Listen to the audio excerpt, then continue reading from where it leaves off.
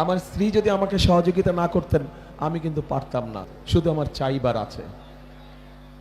ঘরের মানুষ, এই যে আমি এত রাত্রে যে মিটিং করছি, এই যে রাজনীতি করছি, এই যে কাজগুলো করছি, আমার স্ত্রী যদি আমাকে সহযোগিতা না করতেন আমি কিন্তু পারতাম না। পারতাম? ওনার সহযোগিতা আছে বলেই আমি পেরেছি। ঠিক একইভাবে আপনারা বগুড়ার মানুষ যদি আমার পাশে থাকেন,